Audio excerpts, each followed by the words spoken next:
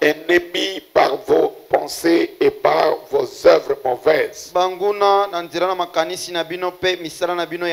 Il vous a maintenant réconcilié par la mort dans le corps de sa chair.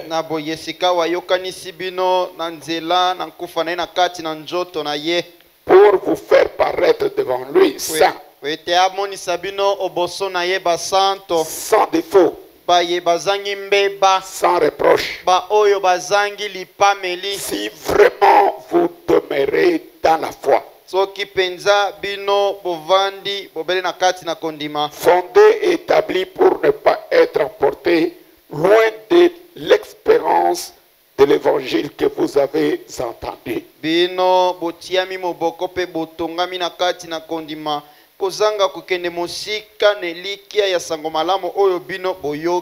Qui a été prêché à toute créature sous le ciel, et dont moi Paul je suis devenu le serviteur. Je me réjouis maintenant de mes souffrances pour vous, et je supplie dans ma chair à ce qui manque aux afflictions du Christ pour son corps qui est l'Église.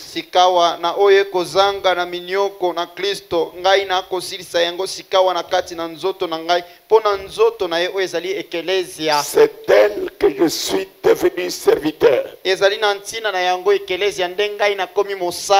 J'ai été chargé par Dieu de vous annoncer pleinement la parole de Dieu. Le mystère caché de tout temps et à toutes les générations, mais dévoilé maintenant à ses saints, à qui Dieu a voulu faire connaître quelle est la glorieuse richesse de ce mystère parmi les païens.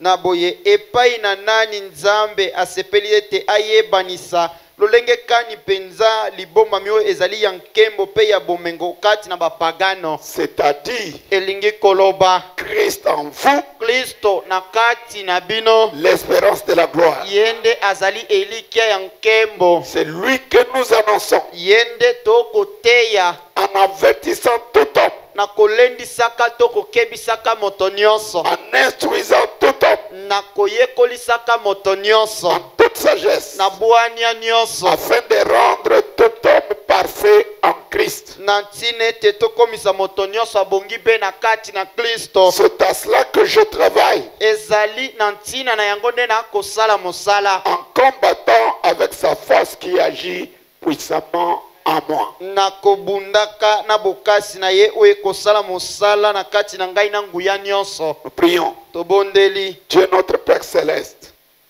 Créateur des cieux et la terre, Dieu puissant et glorieux, nous te remercions pour cette opportunité que tu nous as accordée. Après nous avoir gardés depuis avant-hier où nous avons été en ce lieu, et depuis le lever du soleil jusqu'à son coucher, ce soir tu as mis en nous la faim, la soif de ta parole. Nous sommes venus dans ta présence, ne comptant que sur toi. Nous n'avons rien à faire prévaloir. Nous comptons sur le sang de Jésus-Christ. Pardonne nos fautes, nos manquements. Nous avons entendu parler, penser. Nous avons été influencés d'une manière ou d'une autre à faire ce qui n'est pas conforme à ta volonté. Notre prière et notre supplication, laisse que le sang de l'agneau nous lave et nous purifie. Et tu nous enlèves maintenant dans le lieu céleste en Jésus-Christ pour y être bénis de toutes sortes de bénédictions. Bénis ta parole, bénis ton peuple, ces précieux frères et sœurs qui ont été rachetés par le sang de Jésus, qui ont pris position pour le message de Frère Branham. Seigneur, bénis chacun d'entre eux et conduis-nous ainsi. Bénis mon interprète et bénis moi-même. Circoncis nos lèvres pour que nous puissions être des simples répétiteurs de bandes et de brochures. Accorde-le pour ta gloire, au nom béni et glorieux de Jésus-Christ, notre Sauveur et notre Dieu. Amen.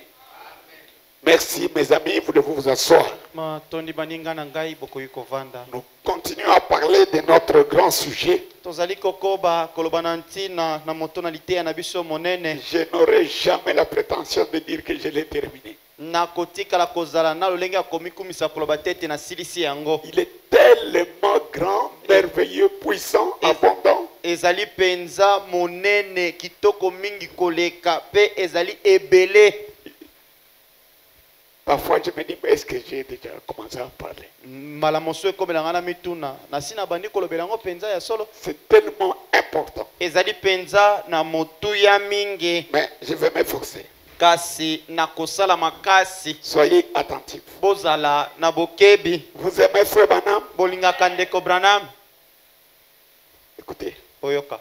Je vous l'ai lu le mardi. Natangela kibino yango mokolo na mibale. Dans la prédication qu'il a intitulée Nakati nalitea oye apesi kombo Apocalypse, livre des symboles. Emoniseli buku na bilembo. Paragraphe 66. Nakati na molongo na tuku motoba na motoba. Là où il parle de ce que Daniel avait vu. Etika akoloba nantina na o Daniel amonaki. Jean l'avait vu sur l'île de Patmos. Yohane amonaki yango na esanga na Patamosa. L'un comme l'autre voulait écrire. Moko lokola mosusu balingaki bakoma. Dieu leur dit, ne dites pas. Nzambe alobi na bango boloba te. N'écris pas. Kokoma te. Seul. Yo kanga. C'est les cachés. Kobomba.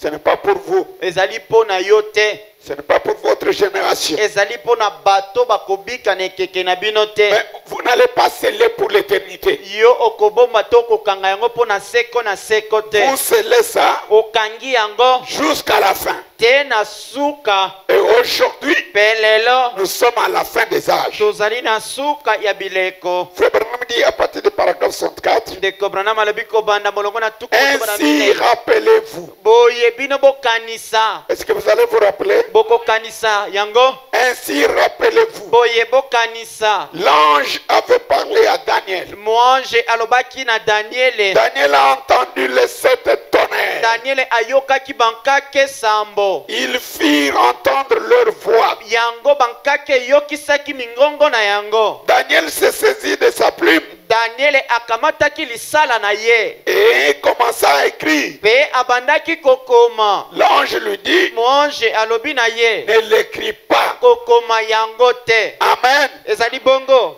Êtes-vous prêts? Bino bobelemi. Entrons dans ceci pendant les 5 prochaines minutes. Biso tokota na kati na likambo yo kati na minute mitano oyo yali kolanda. Le voulez-vous? Bino bolingi yango. Écoutez. Boyoka.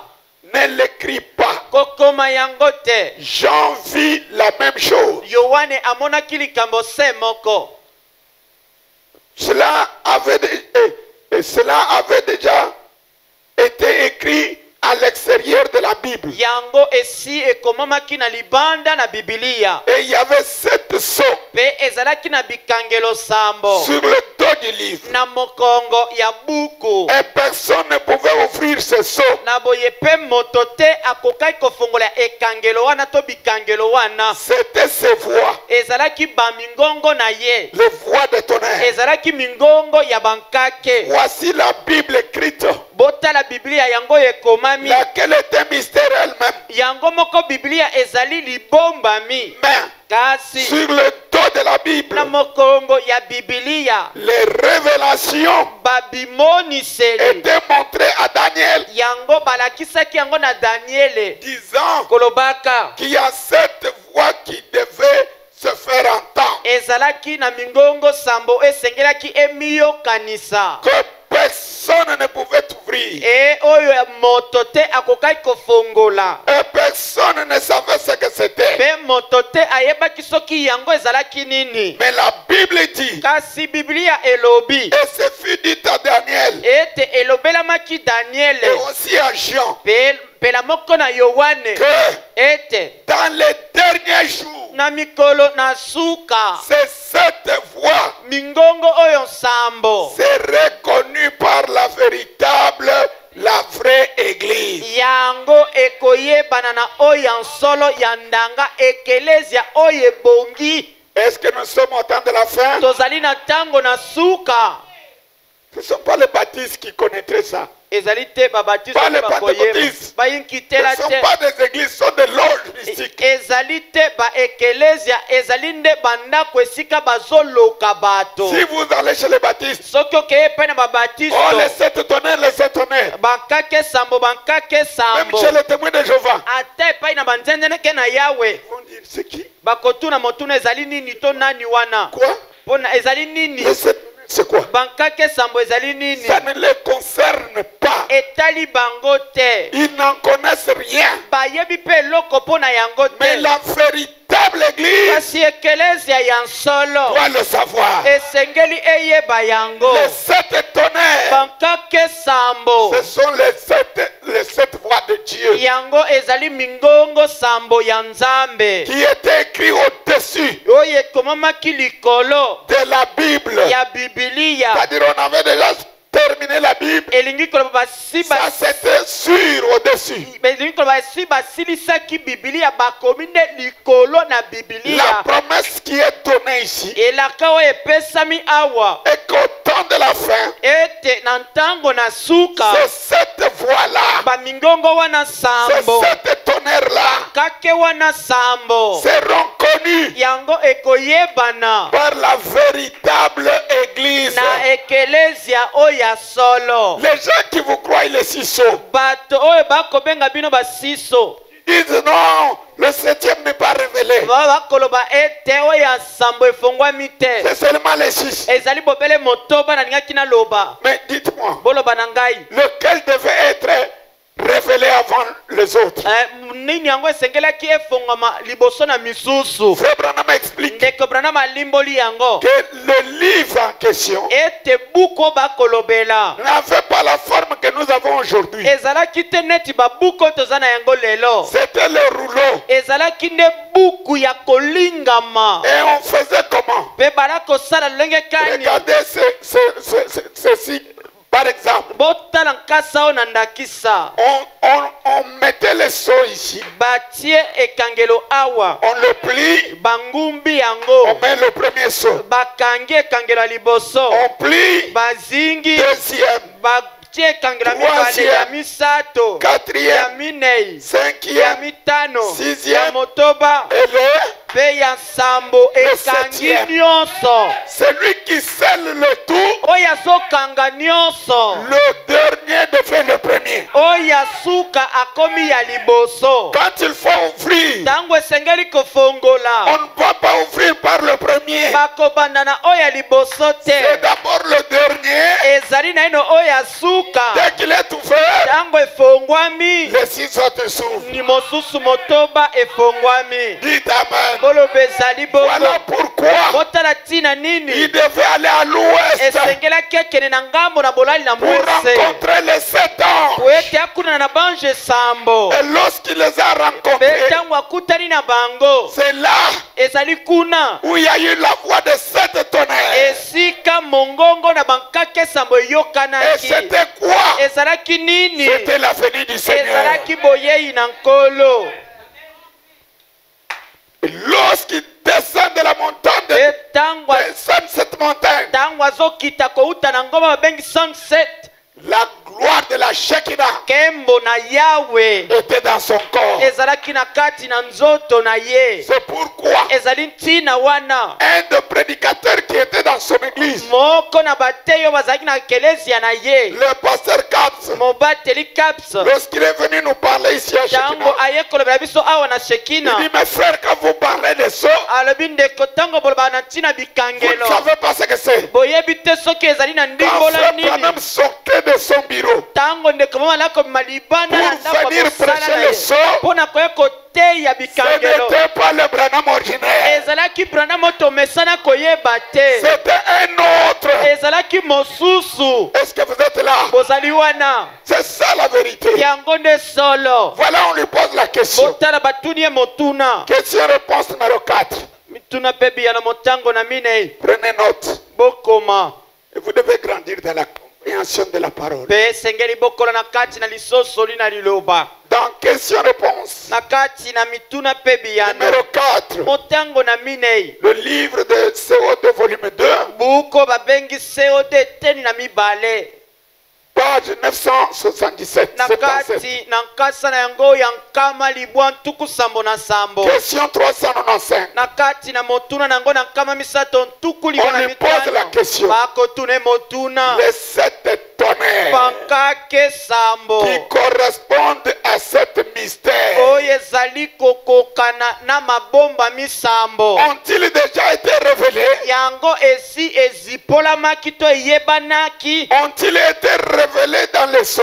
Yango esi ezipolamaki na kati na bikangelo sambo. Mais Kasi sans que jusqu'ici, kozanga ete te awa. sans que jusqu'ici, Kozanga ete kino awa. il nous soit encore connu comme étant les tonnerres. Kozanga ete biso toyeba yango lokola bankake. Non, Te.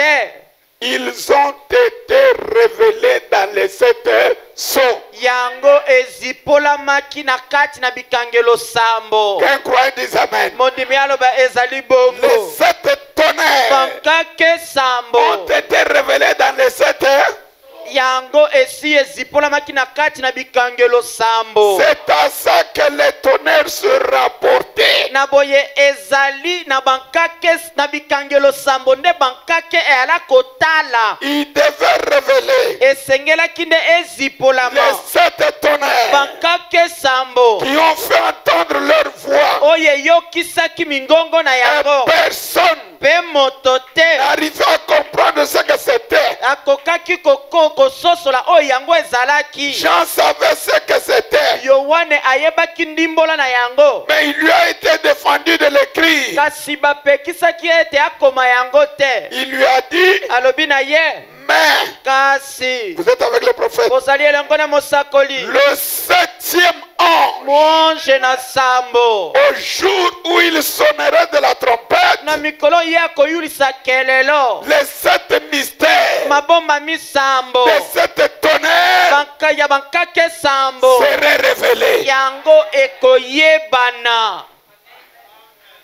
Est-ce que vous êtes les croyants? Ozali bandimi. Ne croyez pas des histoires que les gens se représentent dans la tête. Bino boyindimaka te makambo bato bazokanisa na babongo na bango. Oh non, vous voyez, Ote bomoni. le tonnerre c'est pour les juifs. Bankake eza pona bayuda. Non, Te. le tonnerre c'est pour l'épouse. Bankake eza pona mwasi na Parce libala. que frère Branham dit, Oete ndeko Branham les alobi. 7 tonnerres Bankake nous sambo. donnent la foi de l'enlèvement. Ezopesa biso kondima ya linetwa. C'est pourquoi Tala tina le nini. groupe charismatique Oyo ezali etonga ngai na Même s'ils mangomba parlent de l'enlèvement, ata soki bazoloba ntina ninetwa ils n'en savent rien. bayebi Ils n'en limbola sauront ata rien. moke te bakotikala mpe koyeba yango Ce n'est te pas leur affaire. eza likambo na bango te Ils ne savent rien de tonnerre. bayebi likambo te na oyo etali bankake Bayebi te. Yesu aza nzambe na ndenge mishoni bayebi. Bakoyemba bazobina Yesu aza nzambe. Melakisa bango bonzambe ya Yesu lelo so bakondima. Bakusilika. Est-ce que je dis la vérité? nalobi solo C'est ce que nous voudrions aborder ce soir. yango nde tolingi tolobela na mpokwa oyo Soyez très attentifs. kozala na bokebi mingi Nous avons lu Frère Branham dire. totangaki ndeko branham koloba Nous le relisons pour la meilleure audition. tozongeli ye lisusu mpo na liyoki malamu Dans le sermon qu'il a intitulé na kati na liteya oyo ampesi nkombo Christ kristo est nde le mystère de Dieu révélé. azali libomami na nzambe oyo ezipolami Je relis le paragraphe 234. nazongeli molongo ya nkama mibale na tuku misato na minei Alors, na boye la nouvelle naissance, mbotama ya sika qu'est-ce que c'est? ezali mpenza nini Il y a un pasteur là du côté de Kipushi, ezali na mobateli moko na ngambo ya kipushi un géant.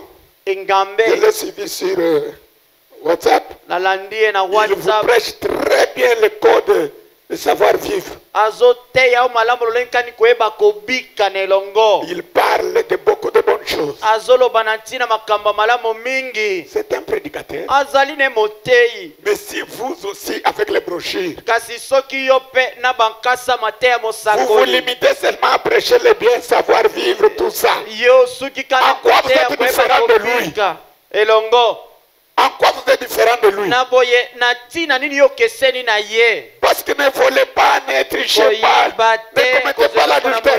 Même les sangos le prêchent. kobo te ata kosango ateyaka yango Mais la parole, kasi liloba elle est différente. ekeseni na yango Prêcher la parole aujourd'hui, koteya liloba lelo c'est prêcher la promesse accomplie. ezali nde koteya bilaka oyo ekokisami Est-ce que quelqu'un peut dire amen? moto moko akoki koloba ezali Quand bongo quelqu'un croit la promesse accomplie, ntango moto azondima elaka oyo ekokisami sa vie se change. bomoi na ye ekobongwana Souvenez-vous de la femme samaritaine. bokanisa mwasi mosamaria Une femme de mauvaise vie. mwasi ya ebikelo ya Elle mabe vivait avec ses hommes. ala kobika na mibali motoba Mais pour le changement de sa vie, kasi mpo na kobongwa na bomoi on ne lui na a ye pas prêché de porter de longues jupes. bateyi te kolata sanga ntumu Tout molai ça c'est bien bon. nyonso wana ezali nango Mais pour que malamu sa vie kasi change, po ete bomoi nebongwana un signe s'est accompli. elembetele moko ekokisamaki Alléluia. nkembo na Dès yawe qu'elle a cru à ce signe, bobele ntango andimeli elembetele wana sa vie était transformée. bomoi na ye ebongwanaki Voilà pourquoi Frère Branham nous prêche otala tya ndeko branama ateyi la biso puissance de transformation. nguya ya mbongwana Ce qui vous transforme, oyo ezobongola yo c'est la foi dans la parole accomplie. ezali kondima na kati na liloba oyo ekokisami C'est pas le savoir-vivre. ezali te koyeba kobika na lisanga Quand bien même nous prêchons le savoir-vivre, atako tokoteya ce n'est yango pas ça notre message. ezali te yango nde sango na biso Notre message, sango na c'est biso manger la chair du Fils de l'homme. ezali kolia mosuni ya mwana na Nous moto croyons des choses difficiles. tondimaka makambo ya pasi Nous croyons les choses impossibles. tondimaka makambo oyo bato nyonso bakondima te Vous êtes avec moi? bozali elongo na ngai Donc ne venez pas ici me lier à la morale. boya te awa bokangami na ngai neti ngai na koteya bino koyeba kovanda na bato Non, non, non, non, non, non, non. te Je dois vous amener plus haut. esengeli namema bino koleka Vous yango devez entrer dans la chose. esengeli bokota na kati na Vous eloko devez croire les promesses. esengeli bondima bilaka La vie, bomoi c'est dans la foi, dans la parole. ezali na kati na kondima na kati na liloba Quelle morale Marie avait cru? na boye maria andimaki ebikelo malamu nini pour qu'elle conçoive po ete ye akumba zemi la puissance nguya qu'il a mené à concevoir. oyo ememaki ye akumba C'est parce zemi qu'elle avait écrit une chose impossible. ezali po ete ye andimaki eloko oyo ekoki kosalama te. Savez-vous c'était quoi? boyebi ezalaki nini? Une vierge concevra. mwasi moseka oyo atikala koyeba mibali te azwa zemi. Mais sur la terre en ce temps-là, kasi na mabele na ntango il y wana avait des hommes et des femmes très moraux. ezalaki na mibali na basi oyo bayebaki kobika malamu Des koleka hommes sans reproche. kozanga mpamela. Mais des pécheurs. kasi basumuki Ils ne volaient pas. bala koyiba Ils ne te tuaient pas. bala koboma Ils te ne mentaient pas. bala kokosa te. Jésus leur a dit, kasi yesu alobi na si vous ne bango croyez pas en ce que je soki suis, bino bondimi te na oyo vous nazali mourrez dans vos péchés. bokokufa na masumu na bino. Par ce qu'il est, bondima oyo pas azali ce qu'il était, te oyo azalaka pas kala ce qu'il sera. te oyo akozala. Mais croyez kasi ce qu'il bondima est aujourd'hui. oyo ye azali lelo. Pour ce qu'il était, mpona oyo ye azalaka tout le monde danse et crie. bato nyonso bakobi na konganga. Mais kasi aujourd'hui, lelo il est quoi? aza Il est nini? qui? aza Qui nani? dites-vous que je suis? yo olobi ete naza nani? Il n'a pas dit. alobi te. Qui dites-vous que j'étais? ye alobi te bino bolobi ete nazalaka nani te.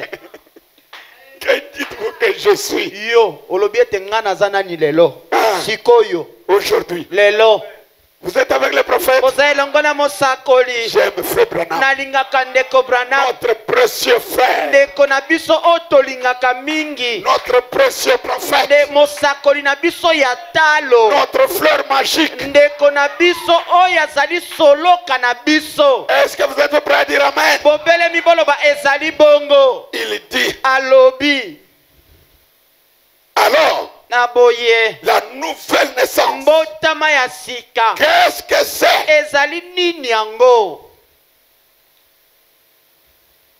Je me rappelle dans le temps, nakanisi lisusu na ntango kala un vieux prédicateur, il est déjà mort. motei moko mpakasi akufa. Il était prédicateur dans le groupe de Zambé Malama Consort. azalaki motei na matonga ya nzambe malamu Il a mpe dit mosusu. qu'il croit le message. alobi ete andimaka sango. On lui donne la chair, bapesi eteyelo il prêche la nouvelle naissance. atei mbotama ya sika. Il dit aux gens, alobi na bato frère, ndeko quand vous êtes sortis fatigués, ntango bimi olembi vous revenez. ozongi La sœur vous donne le foufou avec le mayel mal préparé. ndeko mwasi apesi yo moteke elambami mabe. Le mayel, ah Ndakala, ndakala mal préparé. elambami mabe. Est-ce qu'elle est née de nouveau? abotami mbala ya sika. Regardez là où on lit la nouvelle naissance.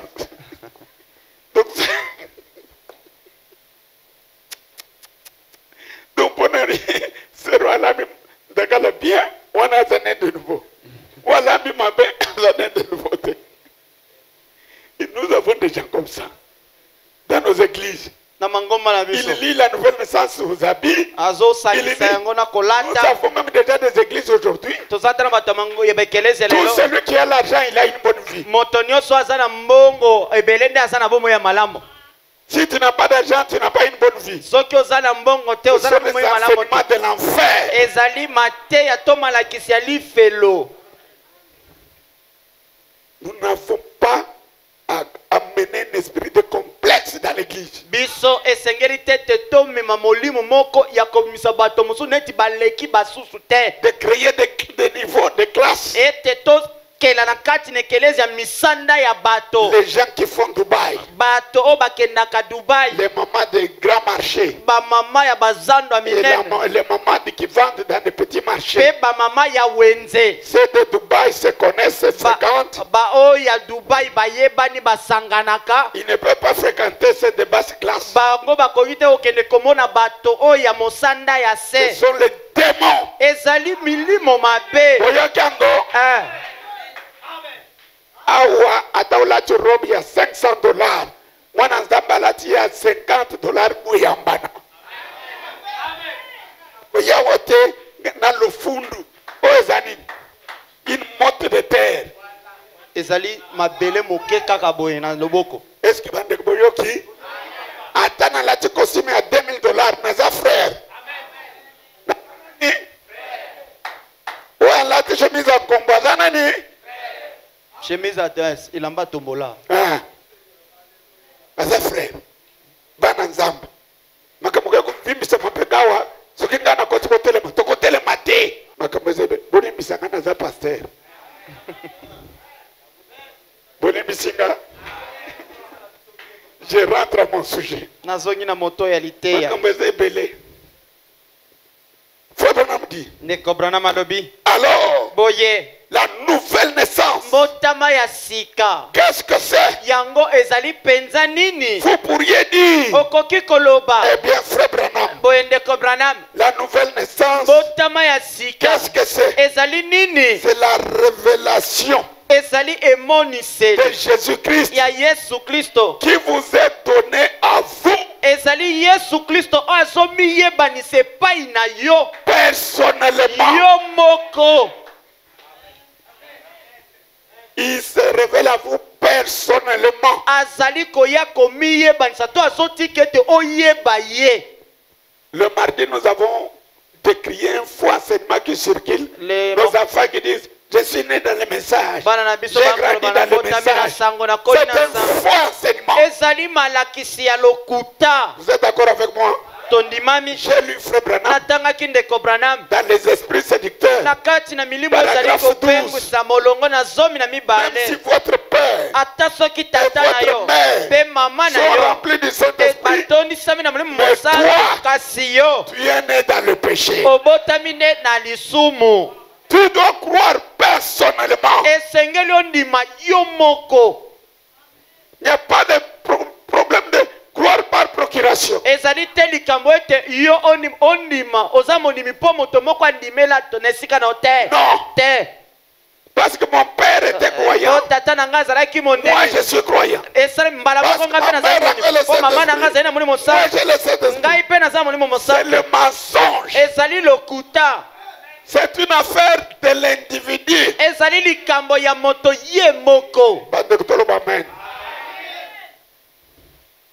C'est ça la nouvelle naissance. yango nde mbotama ya sika Christ qui se révèle à vous. kristo to mopakolami oyo azali komiyebanisa Personnellement. ye moko epai na Mais vous yo savez, boyebi la nouvelle naissance est devenue une chose rare. mbotama ya sika ekomi likambo eloko moko ya oyo ekosalama na pasi ezomonana lisu mingi te Pour la plupart des fois, mpo na bambala mingi les gens croient qu'ils sont nés de nouveau bato bazondima ete babotami mbala na sika parce qu'ils sont membres de l'église, po ete bakendaka to baza binama ekelezia parce qu'ils payent la dîme, po ete bafutaka moko na parce zomi qu'ils contribuent. po ete basangisaka Ce mosolo n'est pas ça la nouvelle naissance. mbotama ya sika eza yango te Vous savez une des raisons pour laquelle il y a peu de nouvelles naissances. eyebi moko ya batina oyo ekosala ete mbotama ya sika ezali mingi te Dans cet enseignement na kati na lilakisi oyo qu'il a prêché, vous devez naître de nouveau. oyo ateyi esengeli bobotama mbala na sika Du 31 décembre 61. oyo bateyi tuku misato na moko sanza zomi na mibale mobo tuku motoba na Quels moko sont les textes que Frère m'a pris? na boye ndeko mbali Branham asaleli Il a makomi pris Ephésiens 4 akamati efeso minei qui parle des 5 ministères. oyo ezali koloba na ntina balontomo mitano À partir du verset 11, kolongwa na molongo zomi na moko il est écrit ekomami et il a donné les uns comme apôtres, apesi na bamoko lokola bantoma les autres comme prophètes, basusu lokola les basakoli autres comme évangélistes, basusu bapalanga les lisango autres comme pasteurs basusu babateli mpate et docteurs mpe balakisi pour le perfectionnement des saints, mpo na bobongisi mpe ya basanto en vue de l'œuvre du ministère, na ntina na mosala ya lontomo de l'édification du corps de Christ. ya botongi ya nzoto na kristo S'il n'y a pas de ministère, etalisi soki lontomo to vous balontomo ferez quel ezali te miracle pour amener les gens à la nouvelle naissance? bino bokosala bikamwa nini mpo na komema bato na mbotama ya Je ne sika parle pas des ministères de la fabrication locale. nazoloba te lontomo oyo moto ye moko amisaleli na ndenge na ye Je te parle des vrais ministères nazoloba nde na lontomo ya avec solo un appel divin. ezali nzambe abengi moto Parce qu'un vrai po ministère ete lontomo ya solo est inné babotamaka nango par les des histoires que les gens se fabriquent. ezali te makambo bato bazomisalela na ndenge na Parce bango que tu es courageux, po ete oza moto ya tu mpiko parles bien oza français. kasakasa olobaka Surtout les libanase malamu. interprètes. mingi balimboli lelo Vous voyez, ils ont de courage. boza baza na Et les kasakasa chantres, mpe bayilanga ils ntembo s'habituent devant. bazomesa na liboso Ah, le matin, il interprète. lokola malili Le wana soir, eza il est le révérend. na po na tongo Vous alimboli na po attendez bakomi à quel koteya miracle? Vous attendez à quel miracle pour Ozozela- avoir les vraies nouvelles naissances? ozozela Tout bikamwa nde vos diacres est devenu pasteur. Tous les diacres. basungi nyonso bakomi nde babateli C'est quel ministère? ezali lontomo nini Il a été diacre.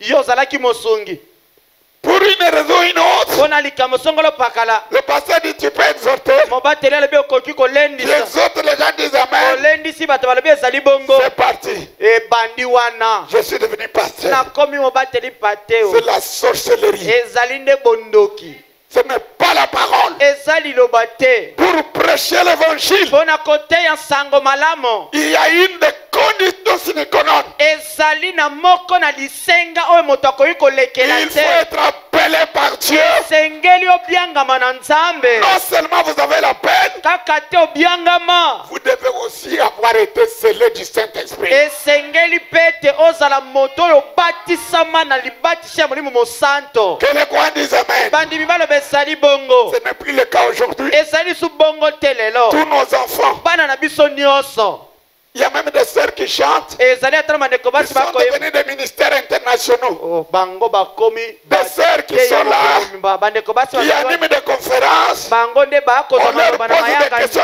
Une femme, mwasi nde akomi kozwa maloba liboso ya bato et nous avons aussi des femmelettes dans l'église. tozali mpe na mibali mosusu lokola Il basi prend le téléphone, akamati lokola il mondele appelle une maman, j'ai eu un problème. Moi, c'est Nangaya, Tosakate, Nasalaboni. Boza bandoki. Moi, si à koki kote ya te. Ata bosiliki, bosilika. Zamba pesi, moi, si ma koki à côté ya te.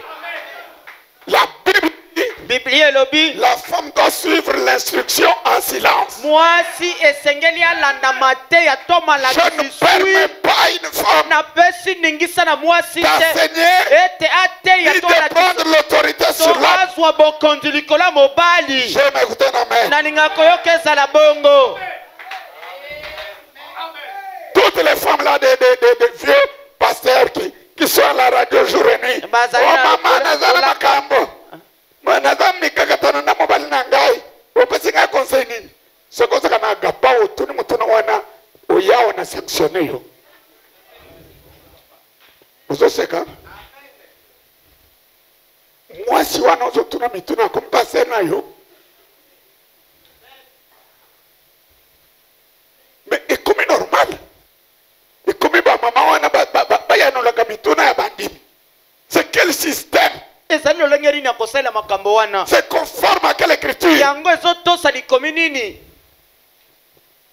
Et tout ça, on continue à dire, nous sommes des messages du temps de la fin. tozokoba Lequel message kaka vous tozali avez? bandimi ya ntango na suka ya sango ya ntango na suka sango nini Lequel?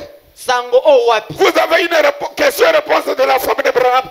yo ozali na motuna biyano oyo esalami epai ya mwasi ya branham Vous avez des achats. mosi boza nango Sermeda azaki koyamba mituna bato ko répondre. Bokaka bangole ba champion. Mes frères, le mal c'est le mal.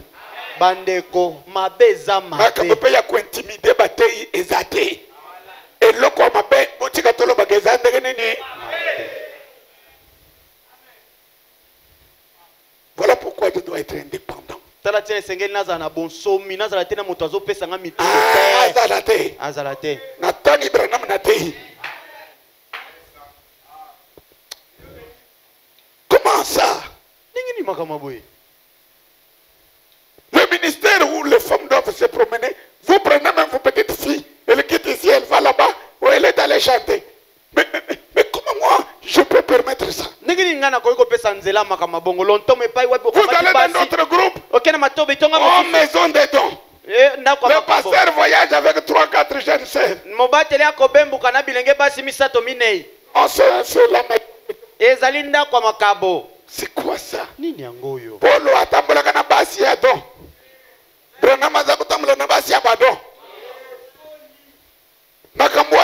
Iuti wapi? Iuti wapi?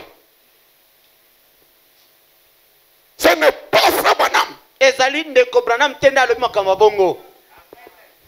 Tu as un don, Ozana likabo. c'est pour ton église locale. Ezali pona ekelezia na yo moko. C'est pas pour commencer à marcher dans le monde entier. Ezali te pona komana otambola mokili mobimba. Tu bouges la tête. Ozingisi motu. Nous sommes en combat, Magaséza Simanayo. Gana Zakananga est combattant. Nazakana combat pour tout le monde. Vous avez besoin de Nadon et Bisangaï, vous avez un combat. Nous sommes conscients que nous avons Bitumba. Je suis un militaire au front. Nazali mobundi ne tumba. Je ne rencontre pas. Azokutana na ye bisika nyonso. Dites Amen. Bolo bezali bongo. Je n'ai pas besoin qu'un don vienne me dire. Nazana bosenga tete likabo eningisa motu. Bitumba. Bitumba. Comme tout cas, Michoni. Bitumba, Bitumba. Ça, c'est quoi ça? Nini yangoyo? Ce sont des envoûtements, ça. Ezali koloka bato oyo. Est-ce que la Bible est le but que tu sois soda? Nathan, frère, hein? Vous aimez frère Branham? Dans l'ordre de 103. Nakati na lima ya tuko motoba na misato. Bon, vous les misangana za passer, hein? Et yé na tei. Na tei pe kala. Ibonde nanga izakinza mizuri sela makasi na tei makama frère, hein? Logique. Ce qui n'a tei tei, vinanga izakinza na tina tei. Ma vie a l'essence que quand je prêche ce que Branham a dit. Bomo inanga izaka na motuya kaka tango nazote ya obra na malobi. Ordre de l'église. Alima ekelezia. Écoutez frère Branham ce qu'il nous dit. Boyoka onne ko bama zolo bana biso. En 103, Tuko motoba na misato. il dit ceci. Alobi boye. Oh, j'aime ça. Nalingi yango. Dès le début là, Ne bandeli wana. il dit, Alobi. paragraphe 9. Olongo na libwa. Et souvenez-vous, Pe bokanisa. est-ce que vous allez vous souvenir? Boko kanisa yango. Souvenez-vous, Bokanisa likambo Dieu yo. s'attend ce que je fais à rester avec la parole. Nzambe azozela ete ngai natikala na alima na liloba. Et je m'attends à ce que vous veillez à appliquer la parole. Ngai pe nazozela ete bino bomitia na mosala po botia lilobo bozoka na mosala. Voyez-vous, Bomoni. voyez-vous, Boyo moni. dans cette église, Nakati nekelezia oyo. gardez-la spirituelle. Bobomba yango na molimo. Gardez l'église, hein? Bobomba ekelezia na molimo. Car- Poete. Souvenez-vous-en. Bokanisa likambo oyo. Toutes les forces du royaume enténébré de Satan Alobi ete babokasi nyonso ya bokonzi ya molili ya satana. seront tournées contre vous. Yango ekoya kaka kobundisa bino. Dites Amen. Bolo bezali bongo. Makasi nyonso ya bitundeli ya mulili ekoya contre bino. Bino bokasi ndenge tozotebo e Satan azosepe. Akobetele biso maboko. Nous sommes très conscients. Toyebi yango malamo. Nous n'agissons pas comme les jeunes recrues. Biso tozosala makambo te lokola balikili. Bao bautokota na lipinga sika. Olimboli kito. Nous sommes des personnes âgées. Tozande bato oyo basi bakomela bakola.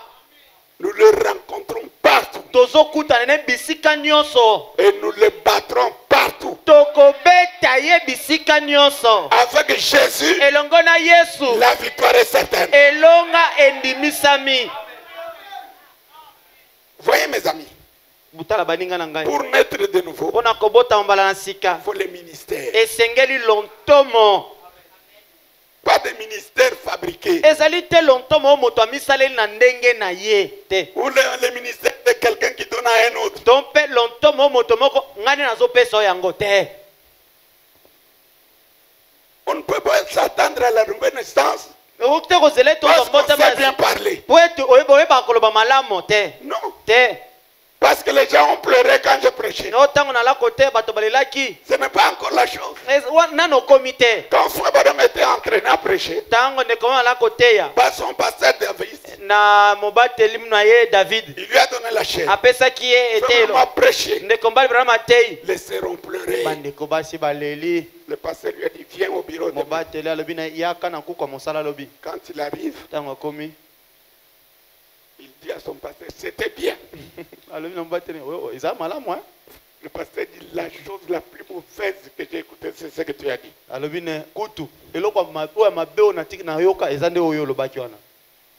Tu n'as pas prêché. Tu n'as pas bien prêché. Frère, on me dit, oh, mais les sœurs ont pleuré. Le pasteur regarde Branham. Il dit, oh, mais il pleure dans le deuil.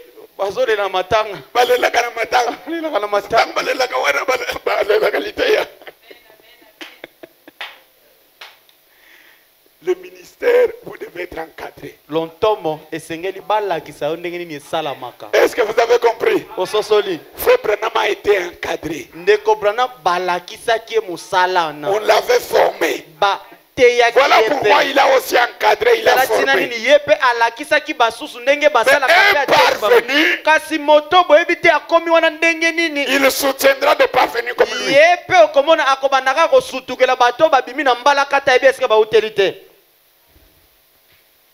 Ici, vous devez naître de nouveau.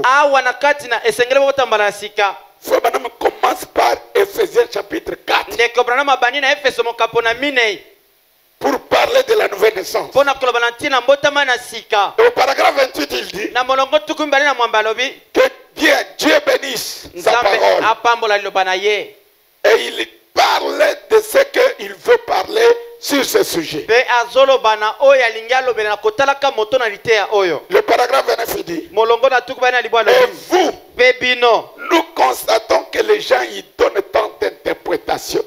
Mais sur la nouvelle naissance. Presque toutes les églises. Presque toutes les églises disent que vous devez naître de nouveau. Mais chacune a ses propres interprétations de la nouvelle naissance. De ce que ça signifie. Chacune des églises est aussi prête. Mais le problème est que chacun en donne son sens ou son interprétation. Mais la bonne et la meilleure interprétation, c'est celle que donne le prophète. Je saute 237. Si un homme dit qu'il est né de nouveau, alors qu'il essaye d'appliquer ses promesses de Christ en ces derniers jours à un autre âge. Apocalypse dit c'est pour les Juifs. La promesse d'aujourd'hui, quelqu'un qui la projette, qui rejette le 17:30, qui rejette Jean 14:12, qui rejette Apocalypse 10, qui rejette Malachie 4, comment on dit, la vie même du message. Parce qu'il y a le message et il y a le secret du message. Le message aujourd'hui, c'est un dîner à 7 plats. Pas 6, pas 5, mais 7. Je vous le lirai dimanche. Vous êtes les croyants. Dès qu'un homme dit qu'il est né de nouveau,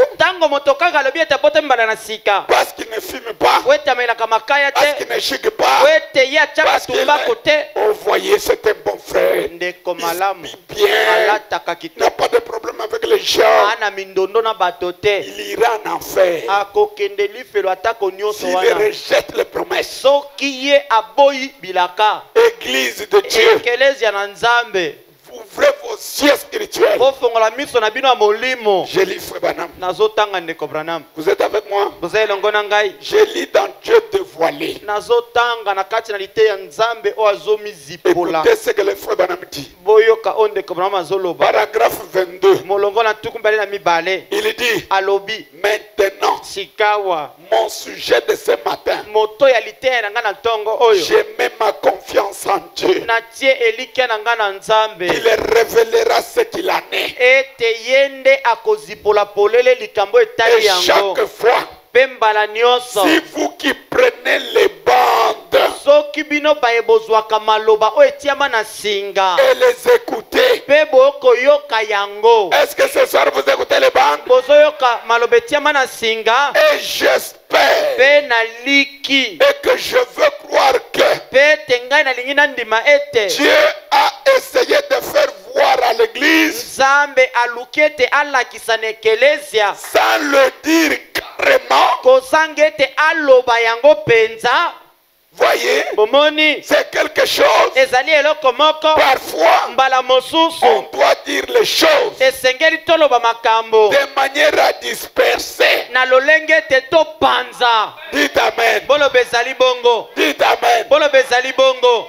De manière à disperser. Na lolenge te to panza. De manière à amener certains à s'en aller. Na lolenge te to mema basusu bakende na bango. Certains à partir. Basusu balongwa. Et certains Pe basusu. à Ete réfléchir. Ete babanza. Mais Kasi. c'est fait exprès. Kasi nyonso wana ezosalama nde na nko. Il faut que ça soit fait comme ça. Esengeli nde esalama boye. Est-ce que vous dites un amen? Bolobi ezali bongo. Donc nous ne sommes pas là avec l'évangile social. Tozali wana te na sangwa bato nyonso po Pour tosangisaka bino. cajoler les gens. Mpo na kobondela bato. Parlons de certaines vérités Tozoloba mosolo mosusu. pour disperser. Mpo na kopanza. Pour que les autres nous quittent. Po ete basusu batika biso bakende. Qu'ils disent cette parole est dure. Liloba oyo eza makasi. Qui peut la supporter? Nani yango akondima makambo boye? Les choses que nous disons, Makambo tozoloba. les choses que nous allons dire, Makambo tokoloba. vous allez comprendre. Bokososola. Quand on parle de l'épouse, Tango bazoloba na ntina mwasi na libala. frère Branham me dit, Ndeko Branham alobi. paragraphe 252, Molongo na kambala tukumita na mibale. son église, Ekelezia na ye. c'est lui-même révélé. Ezali ye moko nde azomi ye banisa. Dans l'église, c'est qui? Etalisi ekelezi ezali nani? C'est Jésus. Ezali Yesu. Est-ce que vous voyez Jésus? Bozomona Yesu.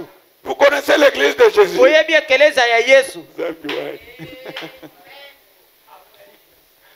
Donc moi je ne parle pas de l'épouse comme tout le monde là, l'épouse, l'épouse. Soki bokinga na zoloba Il y a l'épouse eza neti bato nyonso te. et les enfants de l'épouse. Ezali na mwasi na libala ye moko na bana ya mwasi na libala. Très bien. Merci. Nous sommes les enfants de l'épouse. Biso tozali bana ya mwasi na libala. L'épouse Mwasi na libala. était avec son époux dans la chambre du roi. Ye azalaki na mobali na ye na kuku ya mokonzi. Ils ont eu des intimités. Bango toloba bazalaki na kiboso kemi na bango babomba maki. L'épouse a conçu. Bango basangisaki nzoto pe mwasi na libala akumbi zemi. Et il nous a enfantés. Pe aboti biso. J'aime écouter un amen. Nalingi nayoka ezali bongo. Ce ne sont pas des vérités que vous allez écouter dans le groupe Yesu Azakoya, Yesu Azakoya. C'est pourquoi balobi Yesu Azakoya. Balingo Yesu boye. Na nzoto. Nde bato na kabino wana. Mais yo mutu moni épouse ya Jésus omoni nani? Zambi wana. Soki omoni épouse omoni nani? Mwasi alibala omoni mobali na ye. Mobali na ye lelo akonzami kati na mwasi. Est-ce que vous êtes les croyants? Ah. Moi je ne viens pas prêcher Jésus de la manière là. Ngana ya kote ya Yesu boko yoka Yesu kuna te. Je parle de l'épouse Nazoloba na tina mwasi na libala. qui est Jésus Oazali Yesu. révélé. Oyo Yesu oya monani moto moko. Jésus révélé. yesu oyo amimonisi liboso ya bato. Est-ce que vous le voyez? Bozomona ye, Est-ce que vous le connaissez? boyebi ye, C'est ça qui vous amène la nouvelle ère. yango nde ezomemela bino mbotama na sika. Lorsqu'il se révèle à vous, Ntango ye amiyeba personnellement, yo moko oyebi ete yesu ça balobelaka vous fait ye yo, passer de la mort à la vie. yango nde ezosekwisa yo elongoli yo na kufa na bomoi mbala moko. C'est pas le Jésus populaire. Ezali te yesu azotambola na minoko ya bato nyonso na mabongo ya bato nyonso te, wana te.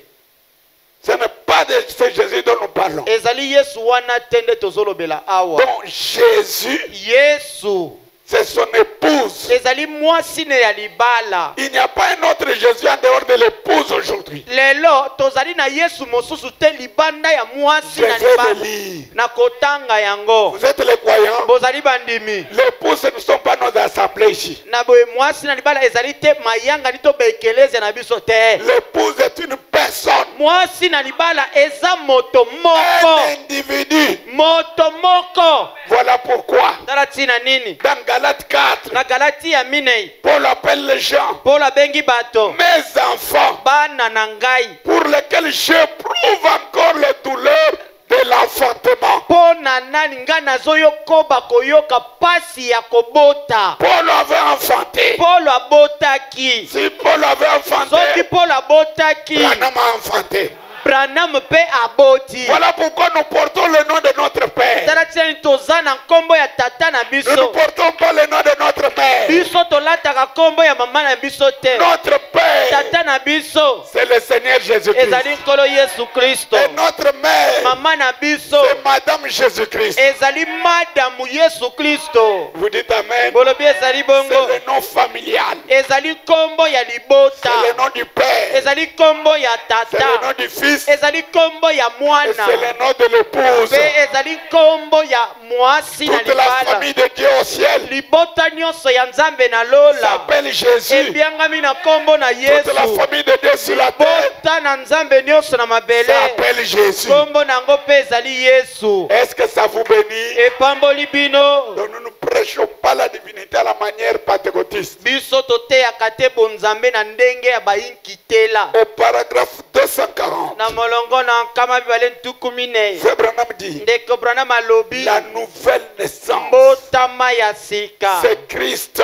ezali Kristo. C'est une révélation. Ezali emoniseli. La nouvelle naissance, Mbotama na sika c'est Christ. ezali Kristo. C'est une révélation. Ezali emoniseli. Dieu Nzambe vous a révélé amonisi yo ce grand polele mystère. libombami oyo Et monene c'est une nouvelle naissance. mpe ezali mbotama na sika. Maintenant, Sikawa qu'allez-vous faire okosala nini quand tout ce groupe-là ntango bitonga nyonso wana aura été réuni? yango ekosangana? Ce groupe Etonga où yango la révélation epai wa bemoniseli est en parfaite harmonie. ezali penza na boyokani ya malamu mobimba. Dieu Nzambe exprimant cela à travers sa parole kotalisaka yango na nzela liloba na ye, par les mêmes actions, na nzela ya misala se moko par les wana, mêmes choses na nzela ya makambo se qu'il moko avait faites. oyo ye asalaka. Maintenant la parole, Sikawa liloba. oh, Oh, si seulement l'Église soki kaka ekelezia reconnaissait sa position, ekokaki koyeba esika oyo etelemeli, elle la reconnaîtra un jour. yango ekelezi ekoyeba ngo mokolo moko. Na Alors, ntango ça sera wana le départ, ekozala bokei, l'enlèvement. linetwa. Quand elle reconnaîtra ce qu'elle est, Ntango ekelezia oyo ekoyeba oyo yango ezali, ça sera l'enlèvement. linetwa ekosalama. Que le Seigneur vous Kolo bénisse. apambola bino. Nous allons encore continuer. Tokokoba lisusu. Et vous devez être disposés Kasi esengeli bozala bobongami à croire et non pas à raisonner. ete bondima bobanza Si te. le frère Bonhomme le dit, Soki ndeko mama alobi que vous yango le compreniez ou pas, bososola to bososola te. dites simplement simplement Amen. boloba kaka eza Dites bongo. comme Marie, Boloba lokola Maria. qu'il me soit fait Esalamela ngai selon ta parole.